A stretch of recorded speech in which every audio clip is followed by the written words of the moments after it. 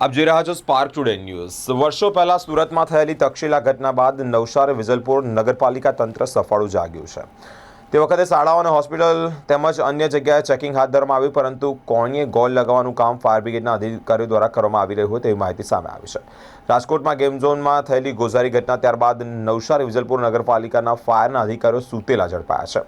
Fire વિભાગના અધિકારીઓ અને કર્મચારીઓ ચેકિંગ હાથ ધર્યું છે, જેમાં ટ્યુશન ક્લાસીસ, હોસ્પિટલ તેમજ નવસારી શહેરમાં આવેલી નાની મોટી વાડીઓમાં ચેકિંગ હાથ ધરવામાં આવ્યું છે। 42 જેટલી અલગ અલગ નાની મોટી વાડીઓમાં ચેકિંગની સાથે સાથે એનઓસી છે કે નહીં તેને લઈને જ 2 દિવસ પહેલાં અધિકારીઓ અને કર્મચારીઓ દ્વારા ચેકિંગ હાથ ધરવામાં આવ્યું હતું, જેમાં નવસારી શહેરમાં આવેલી 5 જેટલી વાડીઓમાં સીલ લગાવવામાં આવી છે। લાળવણિક પંચની વાડી, રાણા સમાજની વાડી, રાજપૂત સમાજની વાડી અને મુલતાની હોલ અને જૈન સમાજની વાડીમાં ચેકિંગ હાથ ધરવામાં આવ્યું છે।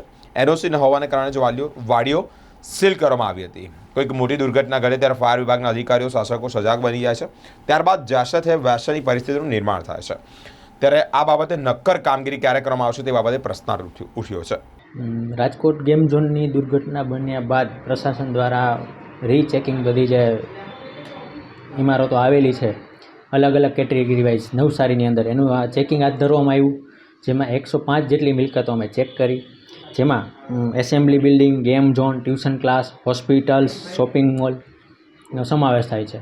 જેમાં જૂની નોટિસો અને એનઓસી વગરની બિલ્ડિંગ જે અમારી નજરમાં આવી 5 એસેમ્બલી બિલ્ડિંગને તાત્કાલિક ધોરણે સીલ કરવાનો પ્રશાસન દ્વારા ઓર્ડર આવ્યો એટલે સીલ કરી અને હજી ચેકિંગની કામગીરી ચાલુ છે। અને ત્યાર પછી જે આગળ હજી જે કાંઈ એવા બિલ્ડિંગો સામે આવશે જે એનઓસી લેવાના ક્રાઇટેરિયામાં આવે છે અને નથી લીધી તો એની ઉપર પણ કાર્યવાહી થશે। કઈ વાડીઓને સીલ કરવામાં આવી છે?